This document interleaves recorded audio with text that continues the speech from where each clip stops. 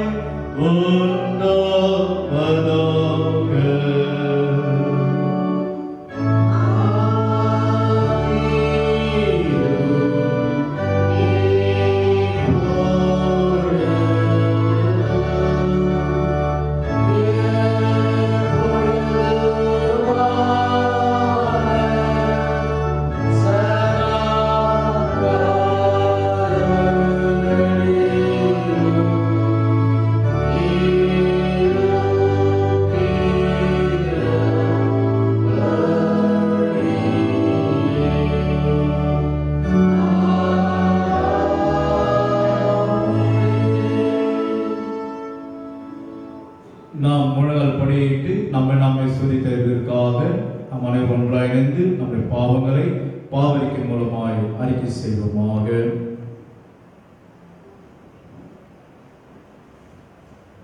தயவும் இரக்கமுள்ள கடவுளே, நாம் திருக்குணத்திலே உருவாகி பாவிகளாய் பிறந்து எங்கள் சிந்தையிலும் வார்த்தையிலும் செய்கையிலும் பெரும்பாலும் ஒப்புக்கொள்கிறோம். எங்கள் அனைத்தின்படி நீர் எங்கள் சரிகட்டுவீரானால் நம்முடைய கோபத்துக்கும் தண்டனைக்கும் உட்படுவோம். ஆகிலும் கடவுளே, எங்கள் ரட்சகராகிய இயேசு கிறிஸ்து நிமித்தம் எங்கள் பாவங்களெல்லாம் மன்னித்து நம் மேல் விசுவாசத்திலும் நன்னடைகளும் நிலைத்திருந்து உம்மை சேவிக்கும்படி சர்வமானதொரு ஆசா பாசங்களை நீக்கி எங்கள் மனதை உங்கள் பசுத்தாவியினால் சுத்திகரித்திருந்தோம். பிதாவாகிய கடவுளே, பிள்ளைகளாக எங்களுக்கு இருந்தும் தயவாய் எங்கள் துணை செய்தவர்களும் குமாரனாகிய கடவுளே ஜனமாக எங்களுக்கு இருந்தும் எங்களுக்காக வேண்டிக் கொள்ளும். பசுதாவியாகிய கடவுளே எங்களுக்கு இருந்தும் சந்தித்துக் கொள்ளும் தயவாக நடத்தியுள்ளோம். ஆமென்.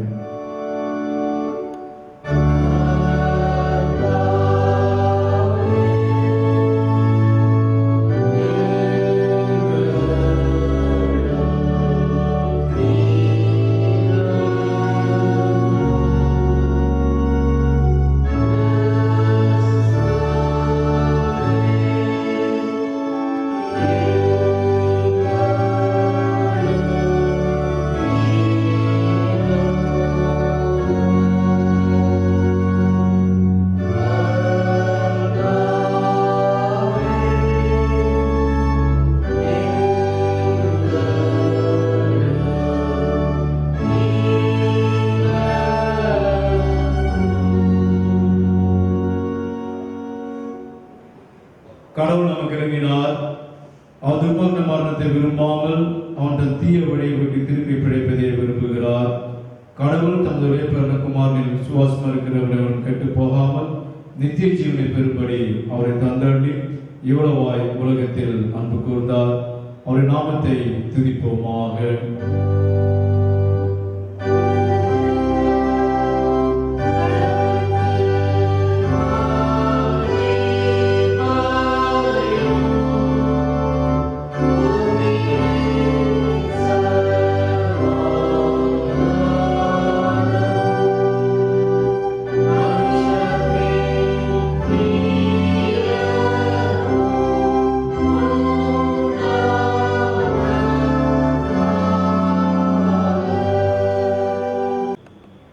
இந்த நாளுக்குரிய சங்கீத பகுதியை நம் முறைமுறையாக வாசிப்போமாக. 147 சங்கீதம், சங்கீதம் 147.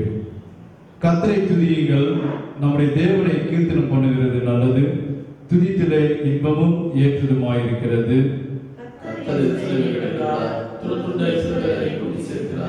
இருதயம் நொறுங்குண்டவர்களை குணமாக்குகிறார், அவருடைய காயங்களை கட்டுகிறார். நம்முடைய ஆண்டவர் பெரியவரும் மகா பலமுள்ளவருமாயிருக்கிறார், அவருடைய அறிவு அளவில்லாதது.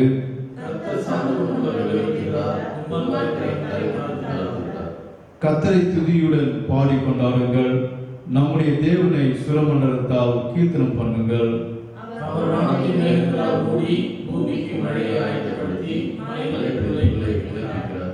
அவர் மிருக ஜீவன்களுக்கும் கூப்பிடுகிற காக்கை குஞ்சுகளுக்கும் ஆகாரம் கொடுக்கிறார்.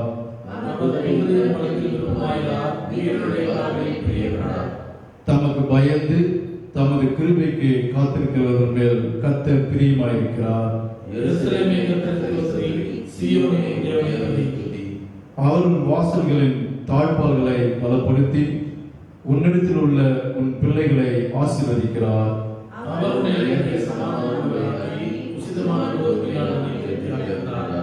அவர் தமது வார்த்தையை பூமியிலே அனுப்புகிறார், அவருடைய சொல் மகா தீவிரமாய் செல்கிறது.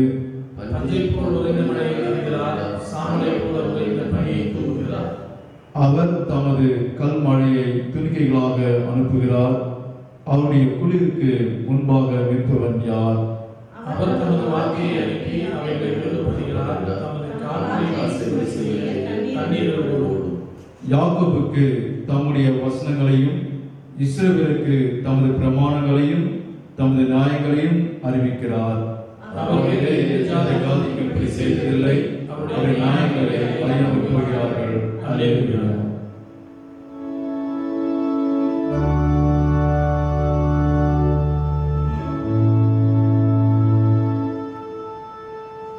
ஆண்டவர் உங்களோடு இருப்பாராக.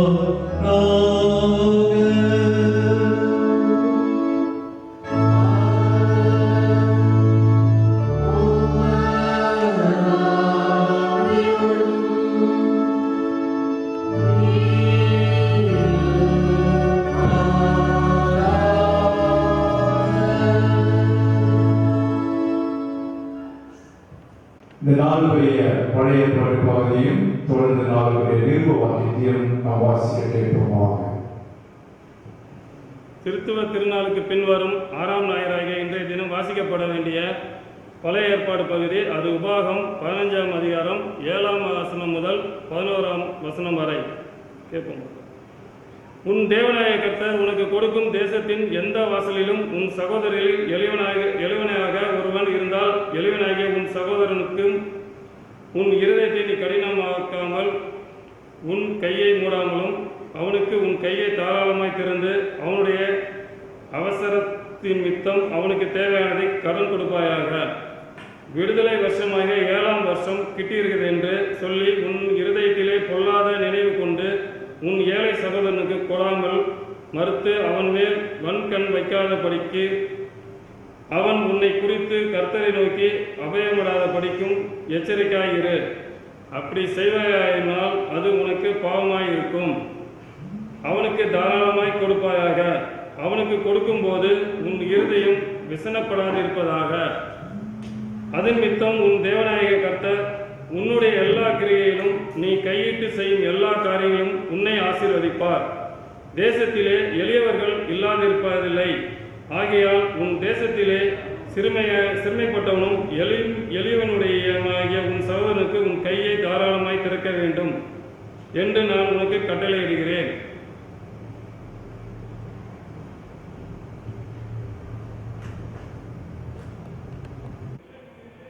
இந்த வாரம் வாசிக்கப்பட வேண்டிய நிருபபாகம் அது ரோமர் 3ஆம் அதிகாரம் 23 முதல் 31 வசனங்கள். ரோமர் 3ஆம் அதிகாரம் 23 முதல் 31 வசனங்கள்.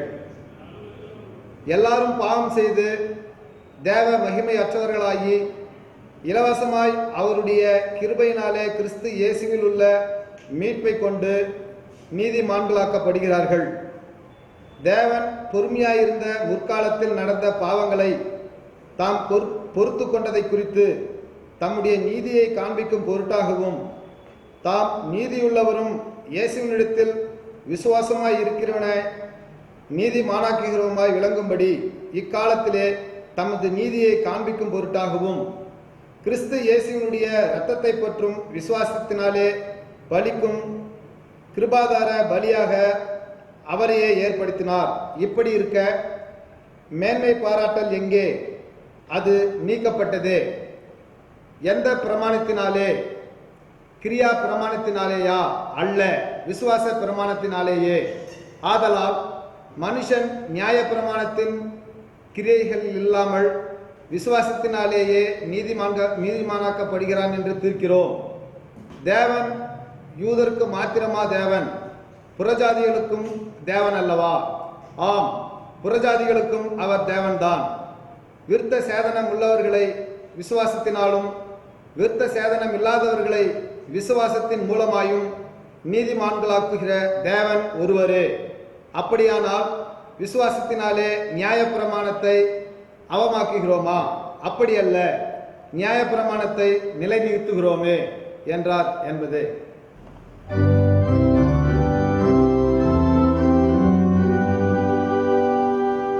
கடவுளின் வார்த்தையை கேட்டு அதை காத்துக் கொள்கிறவர்களை பாக்கியவான்கள்.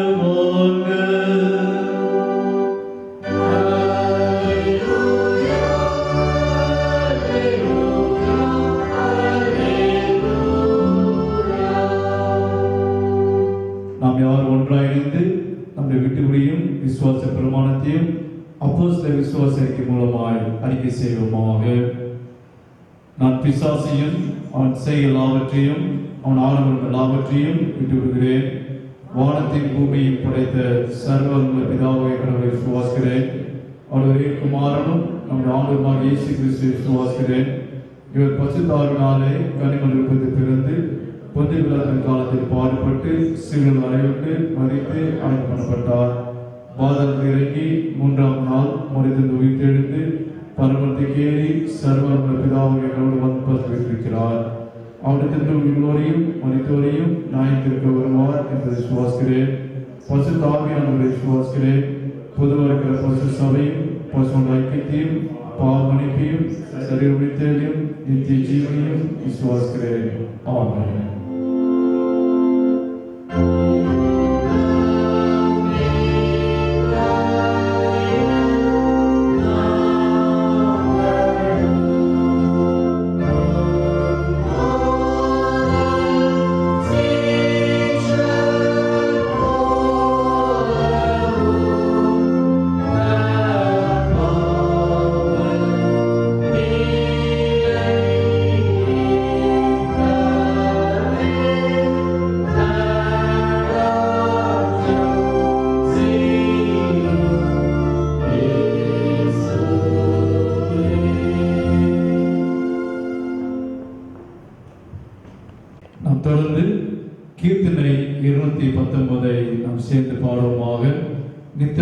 மனமே பசுத்த ஜீவியத்தில் மெத்த வளரணி நித்தமுயல் மனமே என்ற பாடலை சேர்ந்து பாடுவோமா.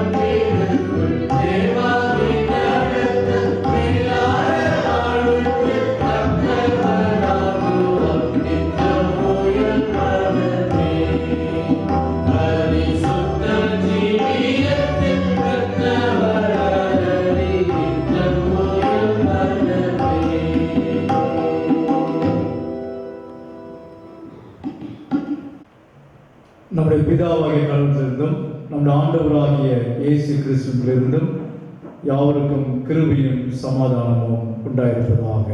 ஆமென். ஜெபம் செய்வோமாக. எங்கள் ஒவ்வொருவருக்கும் நித்திய வாழ்வை கொடுக்கின்ற எங்கள் அன்புள்ள கடவுளே, இந்த நேரத்திலும் உங்களுடைய வசனங்களை தியானிக்கப் போகின்றோம். உங்களுடைய பிரசன்னம் இங்கே இருக்க கிருபை செய்யும். இயேசுவின் மூலம் வேண்டிக் கொள்கிறோம் ஜீவனுள்ள நல்ல பிதாவே. ஆமென். திருத்துவ திருநாளுக்கு பின்வரும் 6ஆம் ஞாயிறாகிய இந்த நாளிலே வாசித்து தியானம் செய்ய குறிப்பிட்ட சுவிசேஷ பகுதியை நாம் வாசிக்க கேட்போமாக. அது பரிசுத்த மத்தேயு சுவிசேஷம் 19ஆம் அதிகாரம் 16ஆம் வசனம் முதல் 26ஆம் வசனம் வரை. மத்தேயு 19ஆம் அதிகாரம் 16ஆம் வசனம் முதல் 26ஆம் வசனம் வரை. அப்பொழுது ஒருவன் வந்து அவரை நோக்கி, நல்ல போதகரே, நித்திய ஜீவனை அடைவதற்கு நான் எந்த நன்மையை செய்ய வேண்டும் என்று கேட்டார். அதற்கு அவர், நீ என்னை நல்லவன் என்று சொல்வானேன்? தேவன் ஒருவர் தவிர நல்லவன் ஒருவனும் இல்லையே. நீ ஜீவனில் பிரவேசிக்க விரும்பினால் கற்பனைகளை கைக்கொள் என்றார். அவன் அவரை நோக்கி, எவைகளை என்று கேட்டான். அதற்கு இயேசு, கொலை செய்யாதிருப்பாயாக, விபச்சாரம் செய்யாதிருப்பாயாக, களவு செய்யாதிருப்பாயாக, பொய் சாட்சி சொல்லாதிருப்பாயாக, உன் தகப்பனையும் உன் தாயையும் கனம் பண்ணுவாயாக, உன்னிடத்தில் நீ அன்பு கூறுவது போல பிறனிடத்திலும் அன்பு கூறுவாயாக என்பவளையே என்றார். அந்த வாலிபன் அவரை நோக்கி, இவையெல்லாம் என் சிறு வயது முதல் கை கொண்டிருக்கிறேன், இன்னும் என்னிடத்தில் குறைவு என்ன என்றார். அதற்கு இயேசு, நீ பூரண சற்குணனாய் இருக்க விரும்பினால் போய் உனக்கு உண்டானவர்களை விற்று தரித்திரருக்கு கொடு, அப்பொழுது பரலோகத்தில் உனக்கு பொக்கிஷம் உண்டாயிருக்கும், பின்பு என்னை பின்பற்றி வா என்றார். அந்த வாலிபன் மிகுந்த ஆஸ்தி உள்ளவனாய் இருந்தபடியால் இந்த வார்த்தையை கேட்ட பொழுது துக்கமடைந்தவனாய் போய்விட்டான். அப்பொழுது இயேசு தம்முடைய சீஷர்களை நோக்கி, ஐஸ்வர்யவான் பரலோக ராஜ்யத்தில் பிரவேசிப்பது அரிதென்று மெய்யாகவே உங்களுக்கு சொல்லுகிறேன். மேலும் ஐஸ்வர்யவான் தேவனுடைய ராஜ்யத்தில் பிரவேசிப்பதை பார்க்கிலும் ஒட்டகமானது ஊசியின் காதிலே நுழைவது எளிதாயிருக்கும் என்று உங்களுக்கு சொல்லுகிறேன் என்றார். அவருடைய சீஷர்கள் அதை கேட்டு மிகவும் ஆச்சரியப்பட்டு, அப்படியானால் யார் ரட்சிக்கப்படக்கூடும் என்றார்கள். இயேசு அவர்களை பார்த்து, மனுஷரால் இது கூடாதுதான், தேவனாலே எல்லாம் கூடும் என்றார் என்பதே. கிறிஸ்துவுக்குள் அன்பார்ந்த திருச்சபையாரே, உங்கள் அனைவருக்கும் நம் ஆண்டவராகிய இயேசு கிறிஸ்துவின் இனிய நாமத்திலே வாழ்த்தலையும் அன்பையும் முதலாவது நான் தெரிவித்துக் கொள்கின்றேன். இன்று வாசிக்கேட்ட இந்த சுவிசேஷ பகுதி ஆண்டவராகிய இயேசு கிறிஸ்துவுக்கும் ஐஸ்வர்யவானாய் இருக்கின்ற ஒரு வாலிபனுக்கும் இடையே நடைபெறுகின்ற ஒரு முக்கியமான ஒரு உரையாடல். நித்திய ஜீவனை பெற்றுக்கொள்ள நான் என்ன செய்ய வேண்டும் என்கின்ற ஒரு உரையாடல். இந்த பகுதியை படித்த பொழுது 3 தலைப்பின் அடிப்படையிலே இந்த நாளின் கடல் செய்திக்குள்ளே நாம் கண்டு செல்லலாம் என்று யோசித்தேன்.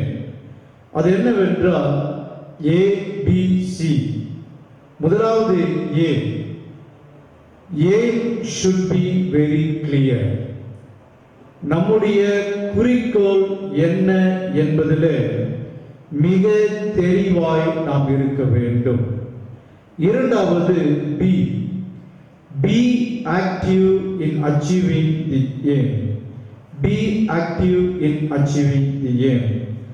நமது குறிக்கோளை அடைவதற்கு நாம் உற்சாகமாய் செயல்பட வேண்டும். மூன்றாவது C, complete your aim. குறிக்கோளை நாம் அடைய வேண்டும்.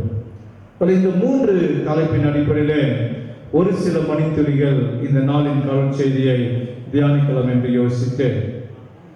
நாம் வாசிக்கிற இந்த பகுதியிலே மத்தேயு 19ஆம் அதிகாரம் 16ஆம் வசனத்திலே அந்த வாலிபன் வந்து இயேசு ஆண்டவரை நோக்கி, நித்திய ஜீவனை அடைவதற்கு நான் எந்த நன்மையை செய்ய வேண்டும் என்று கேட்டான்.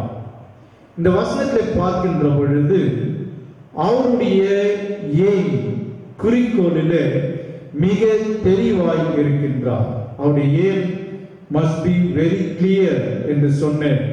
இந்த வாலிபனுடைய குறிக்கோள் நித்திய ஜீவனை அடைய வேண்டும். அதை அடைவதற்கு நான் என்ன நன்மைகள் செய்ய வேண்டும் என்று மிகவும் நேரடியான ஒரு கேள்வியை இயேசு ஆண்டவரிடம் அவர் கேட்கின்றார்.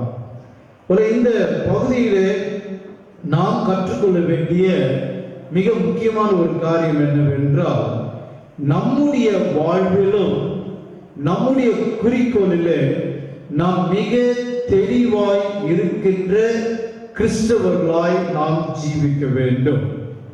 ஒவ்வொருடைய கிறிஸ்தவர்களுடைய குறிக்கோள் என்னவென்றால் நித்திய ஜீவனை அடைய வேண்டும்.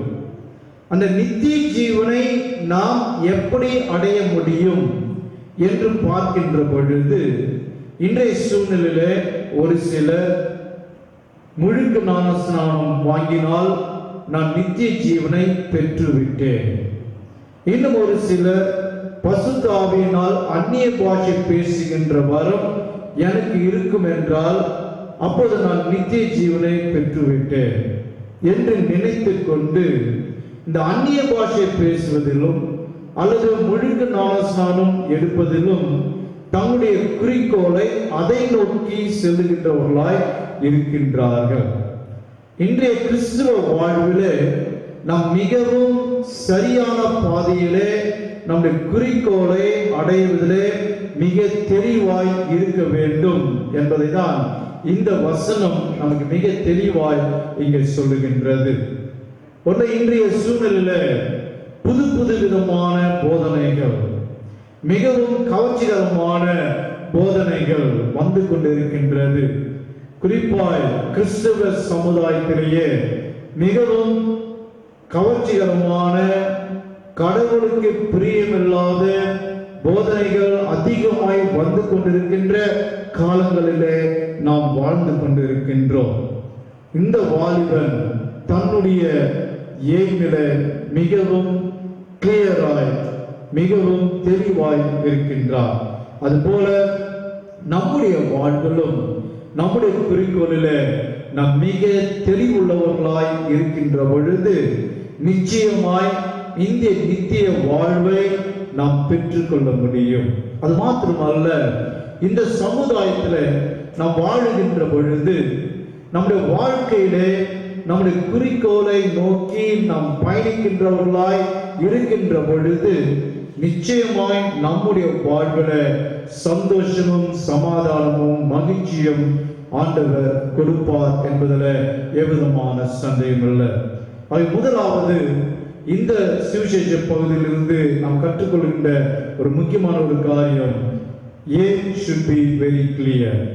நம்முடைய குறிக்கோள் மிக தெளிவாய் இருக்கின்ற பொழுது கர்த்தர் நம்மை அதை நோக்கி வழிநடத்துவார் என்பதை இந்த திருமறை பகுதி மிக தெளிவாய் நமக்கு உணர்த்துகின்றது. இரண்டாவதாய் காரியம் பி என்று சொன்னேன். Be active in achieving the aim. Be active in achieving the aim. நமது குறிக்கோளை அடைவதற்கு நாம் மிக உற்சாகமாய் செயல்படுகின்ற கிறிஸ்தவர்களாய் நாம் இருக்க வேண்டும். இந்த பகுதியில பார்க்கின்ற பொழுது அந்த வாலிபர் இயேசு ஆண்டவரிடம் நித்திய ஜீவன் அடைவதற்கு நான் எந்த நன்மைகளை செய்ய வேண்டும் என்று சொன்னவுடனே இயேசு ஆண்டவர் மிக தெளிவாய் அங்கே அழகாய் அங்கே பதில் சொல்லுகின்றார். அது என்னவென்றால், நீ போய் கற்பனைகளை கைக்கொள். நீ போய் கற்பனைகளை கைக்கொள் என்று சொன்ன உடனே அவன் மறுபடியும் கேட்கின்றான், எந்த கற்பனைகள்? ஒரு 10 கற்பனைகள் இருக்கின்ற காரணத்தினாலே அவன் குறிப்பாய் கேட்கின்றான், எந்த கற்பனை? அப்போது இயேசு அதற்கு அழகாய் 18ஆம் வசனத்திலே பதில் சொல்லுகின்றார். அதற்கு இயேசு, கொலை செய்யாதிருப்பாயாக, விபச்சாரம் செய்யாதிருப்பாயாக, களவு செய்யாதிருப்பாயாக, பொய் சாட்சி சொல்லாதிருப்பாயாக, உன் தகப்பனையும் உன் தாயையும் கனம் பண்ணுவாயாக, உன்னிடத்தில் நீ அன்பு கூறுவது போல பிறனிடத்திலும் அன்பு கூறுவாயாக என்கின்ற கற்பனைகளே என்று அங்கே இயேசு ஆண்டவர் அந்த வாலிபரிடத்திலே அங்கே சொல்லுகின்றார். அந்த வாலிபர் எப்படியாவது தன்னுடைய குறிக்கோளை அடைய வேண்டும் என்ற காரணத்தினாலே உற்சாகமாய் செயல்படுகின்றார். கற்பனைகள் என்ன, அது என்னென்ன கற்பனைகள் என்று இயேசு ஆண்டவரிடம் கேட்டு அவரும் அதற்குரிய பதிலை அங்கே சொல்லுகின்றவராய் அங்கே இருக்கின்றார். இப்பொழுது இங்கே இயேசு ஆண்டவர் சொன்ன இந்த கற்பனைகளை நம்முடைய வாழ்விலே நாம் கடைபிடிக்கின்றவர்களாய் இருக்கின்றோமா என்ற ஒரு கேள்வியை முன்வைத்து இங்கே பார்க்கின்ற பொழுது இதில் வருகின்ற ஒரு சில காரியங்களை நான் மேற்கோள் காட்ட விரும்புகின்றேன். விபச்சாரம் செய்யாதிருப்பாயாக என்கின்ற ஒரு கற்பனை. இந்த விபச்சாரம் என்பது ஒரு பெண்ணோடு தவறான ஒரு உறவு வைத்திருந்தால்தான் விபச்சாரம் என்று நாம் நினைத்து கொண்டிருக்கின்றோம். இது பழைய ஏற்பாட்டு காலத்தில் சொல்லப்பட்ட ஒரு காரியம். ஆனால் புதிய ஏற்பாட்டில் ஒரு பெண்ணை இச்சையோடு பார்த்தாலே நீ அந்த பெண்ணோடு விபச்சாரம் செய்து விட்டாய் என்ற அர்த்தம் என்று புதிய ஏற்பாட்டிலே நாம் புரிந்து கொள்கின்றோம். ஆக இந்த விபச்சாரம் செய்யாதிருப்பாயாக என்பதை நம்மில் எத்தனை பேர் நம்முடைய வாழ்விலே கடைபிடிக்கின்றவர்களாய் இருக்கின்றோம்? அதை தொடர்ந்து களவு செய்யாதிருப்பாயாக, பொய் சாட்சி சொல்லாதிருப்பாயாக, நாம் ஒருவரை குறித்து ஒருவர் பொருள் கூறுகின்றவர்களாய், தவறான செய்திகளை நாம் சொல்லுகின்றவர்களாய் நாம் இருக்கின்றோம். அது மாத்திரமல்ல, மிக முக்கியமான ஒரு கற்பனை, உன் தகப்பனையும் உன் தாயையும் கனம் பண்ணுவாயாக. நம்ம எத்தனை பேர் நம்முடைய வயதான பெற்றோர்களை கனம் பண்ணுகின்றவர்களாய், அவருடைய தேவைகளை சந்திக்கின்றவர்களாய் நாம் வாழ்ந்து கொண்டிருக்கின்றோம்? சிந்தித்து பார்க்க வேண்டும். கடைசியாக சொல்கின்ற காரியம், நீ உன்னிடத்தில் நீ அன்பு கூறுவது போல பிறனிடத்திலும் அன்பு கூறுவாயாக. இந்த அன்பு கூறுவதிலும் நாம் மிகவும் குறைவுள்ளவராய் இருக்கின்றோம். இந்த கற்பனைகளிலே நாம் குறைவாய் இருக்கின்ற பொழுது நாம் நித்திய ஜீவனை பெற்றுக்கொள்ள வேண்டும் என்கின்ற குறிக்கோளை நாம் எப்படி அடைய முடியும்? நாம் உற்சாகமாய் அதை நோக்கி பயணிக்கின்றவர்களாய் இருக்கின்றோம். ஆனால் அதை சரியாய் அதை நோக்கி நாம் பயணிக்கின்றவர்களாய் இருக்கின்றோமா என்று சிந்தித்து பார்க்க இந்த வசனம் மூலமாய் ஆண்டவராகிய இயேசு கிறிஸ்து நம்மை அழைக்கின்றார். அது மாத்திரமல்ல, இந்த கற்பனைகளை சொன்ன பிறகு அந்த வாலிபன் சொல்லுகின்றான், இவைகள் அனைத்தையும் என் சிறு வயது முதல் நான் கை கொண்டிருக்கின்றேன் என்று சொன்ன உடனே, அப்படியானால் நீ பூரண சத்குணனாய் இருக்க விரும்பினால் உனக்கு உண்டானவரை விற்று தரித்திரருக்கு கொடு, அப்பொழுது பரலோகத்தில் உனக்கு பொக்கிஷம் உண்டாயிருக்கும், பின்பு என்னை பின்பற்றி வா என்று அங்கே சொல்லுகின்றார். கிறிஸ்துவுக்கு அன்பார்ந்தவர்களே, நாம் மற்றவர்களுக்கு எவ்வளவு அதிகமாய் நாம் உதவி செய்கின்றவர்களாய் நாம் இருக்கின்றோம். குறிப்பாய் இந்த கொரோனா தொற்று நோய் இருக்கின்ற இந்த காலங்களிலே நாம் எந்த அளவுக்கு நம்மால் இயன்ற சிறு சிறு உதவிகளை மற்றவர்களுக்கு நாம் செய்கின்றவர்களாய் இருக்கின்றோம்.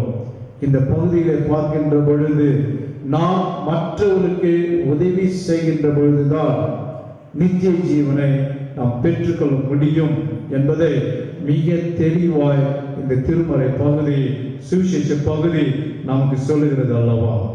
ஆகவே நம்முடைய குறிக்கோளை நாம் அடைவதற்கு ஆக்டிவாய், உற்சாகமாய் செயல்படுகின்றவர்களாய் நாம் இருக்க வேண்டும். கடைசியாக சி, முதலாவது ஏ என்று சொன்னேன், ஏம் should be, must be very clear. அடுத்தது be active in achieving the aim. கடைசியாய் சி, complete your aim. நம்முடைய குறிக்கோளை நாம் அடைய வேண்டும். இந்த வாலிபன் மிகவும் உற்சாகமாய் தன்னுடைய குறிக்கோளை அடைய வேண்டும் என்ற காரணத்தினாலே மிக தெளிவாய் இருந்தார். அதை அடைய வேண்டும் என்பதற்காய் உற்சாகமாய் செயல்பட்டார். ஆனால் அந்த குறிக்கோளை அவர் அடைந்தாரா என்றால் இல்லை. காரணம் என்ன? 22ஆம் வசனம், மத்தேயு 19:22ஆம் வசனம், அந்த வாலிபன் மிகுந்த ஆஸ்தி உள்ளவனாய் இருந்தபடியால் இந்த வார்த்தையை கேட்ட பொழுது துக்கமடைந்தவனாய் போய்விட்டான். அவனுடைய குறிக்கோள் என்ன என்பதில் மிக தெளிவாய் இருந்தார். அதை நாம் எப்படி அடைய வேண்டும் என்ற காரியங்களையும் அறிந்து கொண்டார். ஆனால் அதை செய்ய முடியவில்லை. காரணம் சுய இச்சை. நாமும் கூட நம்முடைய வாழ்விலும் கடவுளோடு நாம் நெருங்கி ஜீவிக்க வேண்டும். அவருக்கென்று வாழ்கின்ற சாட்சியான பிள்ளைகளாய் நாம் வாழ வேண்டும்.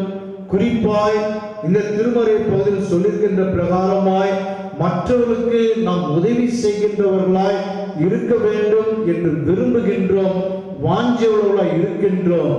ஆனால் நம்முடைய சுய இச்சையினாலே இதிலிருந்து நாம் விலகி போகின்றவர்களாய் நாம் இருக்கின்றோம் அல்லவா? கிறிஸ்துவுக்குள் அன்பார்ந்தவர்களே, நம்முடைய ஆண்டவராகிய இயேசு கிறிஸ்துவோடு கூட இருந்த சீடன்தான் யூதாஸ் காரியத்து. அந்த யூதாஸ் காரியத்து இயேசு ஆண்டவரை நன்கு அறிந்த ஒரு மனிதன். ஆனால் கடைசியில் இயேசுவை அவர் காட்டி கொடுத்தார். அதனால் அவர் நடந்த கேவலமான நிலைமை என்ன என்பதை அப்போஸ்தலர் 1ஆம் அதிகாரத்தில் அங்கே மிக அழகாய் அங்கே சொல்லப்பட்டிருக்கின்றது. அந்த பகுதியிலே பார்க்கின்ற பொழுது அங்கே யூதாஸ் காரியத்து தலைகீழாக விழுகின்றார். அப்போஸ்தலர் 1ஆம் அதிகாரம் 18ஆம் வசனத்துல தலைகீழாக விழுந்தான். அது மாத்திரமல்ல, அவன் வயிறு வெடித்து குடல்கள் எல்லாம் சரிந்து போயிற்று. அவன் ஆண்டு கொண்டு செத்தான் என்று நமக்கு தெரியும். அதே சமயத்துல அவனுடைய மரணம் எப்படிப்பட்டதாக இருக்கின்றது? தலைகீழாக விழுந்தான், வயிறு வெடித்து வயிற்றில் இருந்த குடல்கள் எல்லாம் வெளியே சரிந்து போனதாம். கிறிஸ்துவுக்குள் அன்பார்ந்தவர்களே, யூதாஸ் இயேசுவை நன்கு அறிந்தவன். நானே வழியும் சத்தியமும் ஜீவனமாய் இருக்கின்றேன் என்பதையெல்லாம் நன்கு அறிந்த ஒரு சீடர் இயேசுவை காட்டிக் கொடுத்த காரணத்தினால இப்படிப்பட்ட ஒரு மரணம். இன்றைக்கு நாமும் கூட இயேசு ஆண்டவரை நன்கு அறிந்திருக்கின்றோம். நாமும் நித்திய ஜீவனை பெற்றுக்கொள்ள வேண்டும் என்று விரும்புகின்றோம். ஆனால் நம்முடைய குறிக்கோள் தெளிவாய் அதில் இருந்தாலும், அதை நோக்கி பயணிக்கின்றவர்களாய் நாம் இருந்தாலும், உலக பிரகாரமான காரியங்களை சிக்கி தவிக்கின்றவர்களாய், நம்முடைய குறிக்கோளில் இருந்து நாம் விலகி போகின்றவர்களாய் இருக்கின்றோம். ஆகவேதான் நம்முடைய நித்திய வாழ்வை, நித்திய ஜீவனை பெற்றுக்கொள்ள தவறுகின்றவர்களாய் இருக்கிறோம் அல்லவா? கிறிஸ்துவுக்குள் அன்பார்ந்த திருச்சபையாரே, நாம் இந்த நித்திய ஜீவனை பெற்றுக்கொள்ள வேண்டும் என்றால் நாம் வாசிக்கின்ற பகுதியில மத்தேயு 19ஆம் அதிகாரம் 26ஆம் வசனம் மிக தெளிவாய் சொல்லுகின்றது. மனுஷரால் இது கூடாதுதான், தேவனாலே எல்லாம் கூடும் என்றார். மனுஷரால் இது கூடாதுதான், தேவனாலே எல்லாம் கூடும். நம்மை முழுவதுமாய் இயேசுவினிடம் ஒப்படைத்து அவருடைய சித்தத்திற்கு நாம் செவி சாய்த்து அவருக்கென்று வாழ்கின்ற ஒரு சாட்சியான மகனாய், சாட்சியான மகளாய் நாம் ஜீவிக்கின்ற பொழுது இயேசு ஆண்டவர் இந்த நித்திய ஜீவனை நம் நிச்சயமாய் தருவார். அதன் மூலமாய் நம்முடைய வாழ்வில் சந்தோஷமும் சமாதானமும் மகிழ்ச்சியும் நிறைந்த ஒரு வாழ்வை பெற்றுக்கொள்வோம். கர்த்தர் இந்த வார்த்தைகளை ஆசீர்வதிப்பாராக. ஆமென். ஜெபம் செய்வோமாக. மகா உன்னதங்களில் வாசமா இருக்கிற எங்கள் அன்புள்ள பரமபிதாவே, இந்த நாளிலும் நித்திய ஜீவனை நாங்கள் பெற்றுக்கொள்ள வேண்டும் என்பதை நாம் அறிந்து கொண்டோம். அதை நோக்கி நாங்களும் பயணப்படுகின்றோம்.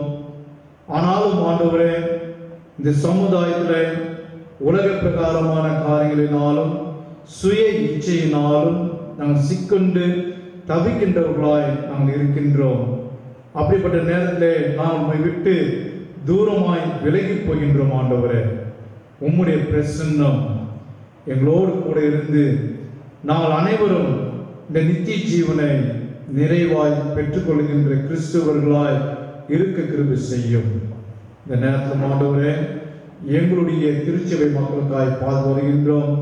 ஒவ்வொருவரையும் தனித்தனியாக பெயர் பெயராகவும் குடும்பம் குடும்பமாகவும் ஆசீர்வதியும். ஆண்டவரே, அவருடைய தேவை நடத்தின் கிருபை சந்தியும். இந்த கொரோனா என்கின்ற தொற்று நோய் உலகம் முழுவதும், எங்களுடைய இந்திய தேசத்திலும் தமிழ்நாட்டிலும் எங்களுடைய விருத்தாசலத்திலும் தீவிரமாய் பரவி கொண்டு வருகின்றது. ஆண்டவரே, இப்படிப்பட்ட சூழலில் எங்களை நீர் பாதுகாத்து கொண்டு வருகின்றேன். அதுக்காக நன்றி சுவாமி. இதனால் பாதிக்கப்பட்டிருக்கின்றதற்காய் பார்த்து வருகின்றோம். அவருக்கு வேண்டிய நல்ல சுகமும் பலமும் ஜீவனையும் கிருபையாய் தாரும் சுவாமி. கொரோனா தொற்று நோயினால் பாதிக்கப்பட்டு மரணம் அடைந்தவர்களுக்காய் பார்த்து வருகின்றோம். அவருடைய ஆத்மாவுக்கு வேண்டிய இளைப்பாறுதலையும் சமாதானத்தை தாரும். இந்த நேரத்தில் ஆண்டவரே, அவருடைய குடும்பத்தாருக்கு வேண்டிய ஆறுதலும் சமாதானத்தையும் தந்து ஆற்றி தேற்றியுள்ளோம். சுகப்படுத்தக்கூடிய மருந்து மிக விரைவில் கண்டுபிடிக்கப்படவும், அந்த மருந்து எல்லோருக்கும் கொஞ்சம் விரைவில் கிடைக்கவும் கிருபை செய்யும். உம்முடைய பிரசன்னம் எங்கள் அனைவரோடு கூட இருக்க கிருபை செய்யும். நீர் எங்களை வழிநடத்தும், பாதுகாத்துக் கொள்ளும், ஆசீர்வதியும். துதிக்கான மகிமையில் ஆற்றுமையை செலுத்துகிறோம். எங்கள் ஆண்டவர் இயேசு கிறிஸ்துவின் மூலம் வேண்டிக் கொள்கிறோம். எங்கள் ஜீவனுள்ள நல்ல பிதாவே, ஆமென். பரமனின் பிதாவே, உடைய நாமம் பரிசுத்தப்படுவதாக, உடைய ராஜ்யம் வருவதாக, உடைய சித்தம் பரமத்திலே செய்வது போல பூமியிலையும் செய்யப்படுவதாக.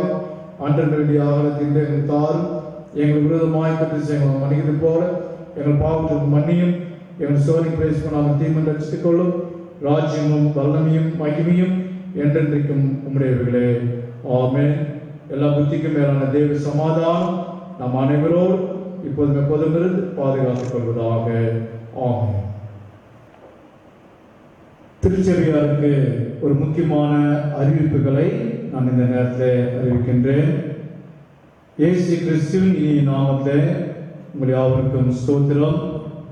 இந்த கோவிட்-19 பெருந்தொற்று காலத்தில் ஒருவரை ஒருவர் சந்திக்க இயலாத சூழலில் விசுவாசிகள் காணொளி மூலமாக ஆலய ஆராதனையில் பங்கேற்பது மிக்க மகிழ்ச்சி.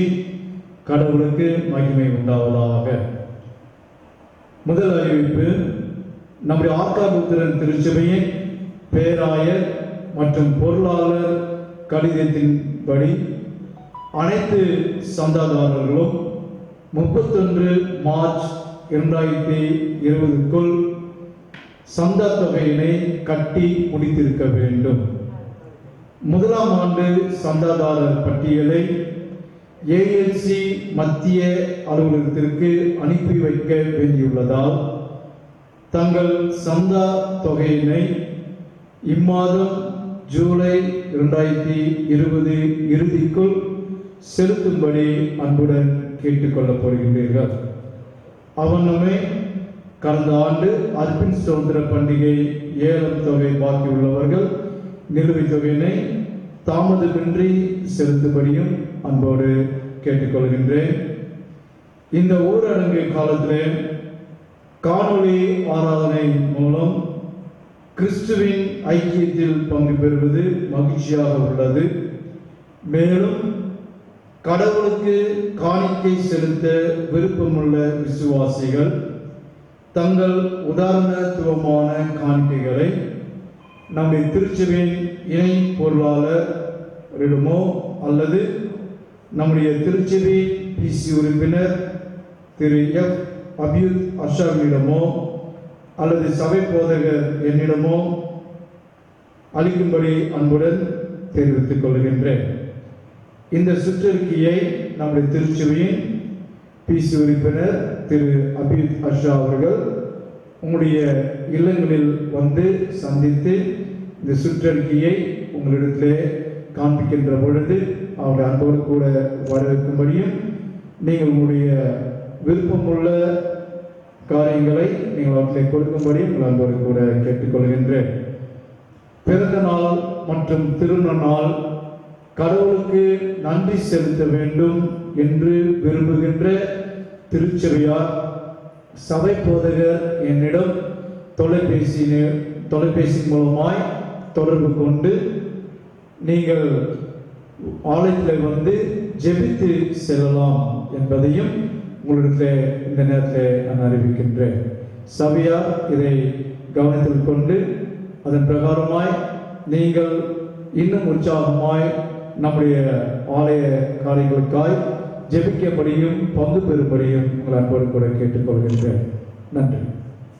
நாம் மறுபடியும் கருத்துதிக்கின்ற வண்ணமாக நம்முடைய பாமாலையில் 363வது பாமாலை நான் உம்மை முழு மனதால் என்ற பாடலை சேர்த்து பாடுவோம்.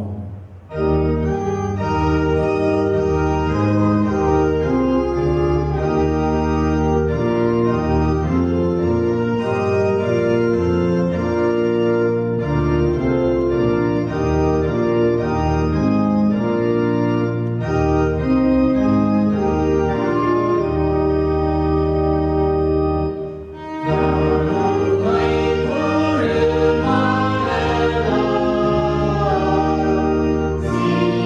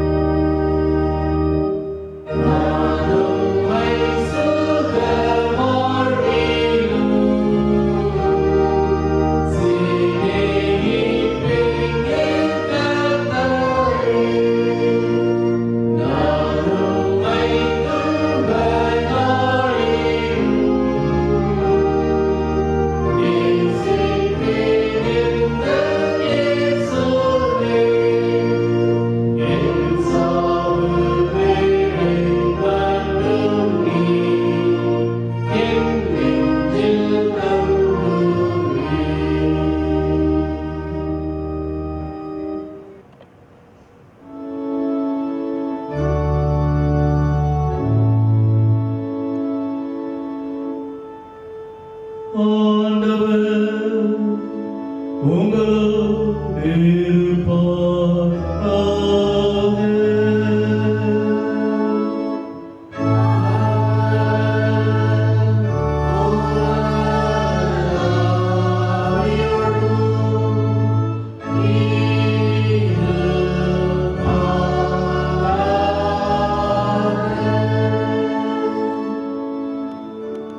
ஆண்டவர் உன்னை ஆசீர்வதித்து உன்னை காப்பாராக.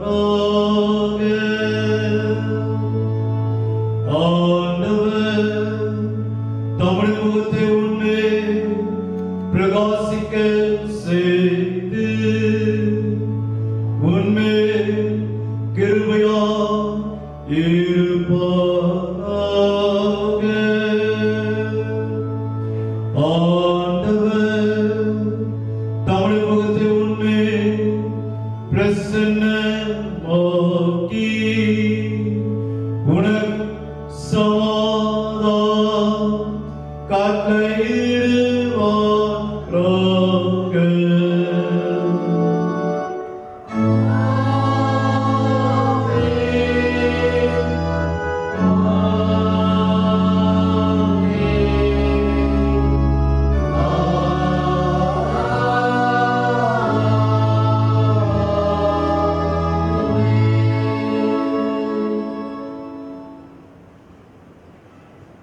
நிறைவு ஜெபம் செய்வோமாக. அன்புள்ள பரமபிதாவே, நாங்கள் சித்தத்தின்படி விசுவாசிக்க வேண்டியதையும் செய்ய வேண்டியதையும் எங்கள் கற்றுக்கொடுத்தமை மனமாற ஸ்தோத்திரிக்கிறோம். ஆண்டவரே, நாங்கள் ஒரு வார்த்தையை நன்மனதில் பாதுகாத்து விசுவாசத்தில் பலப்பட்டு சன்மார்க்கத்தில் விருத்தியாகி ஜீவ காலத்திலும் மரண வேளையிலும் ஆறுதல் அடையும்படியாக இயேசு கிறிஸ்துவின் நிமித்தம் பசுத்தாவியை கொண்டு எங்கள் துணை செய்தல வேண்டும் என்று உம்மை கெஞ்சி கேட்கிறோம் பிதாவே. ஆமென்.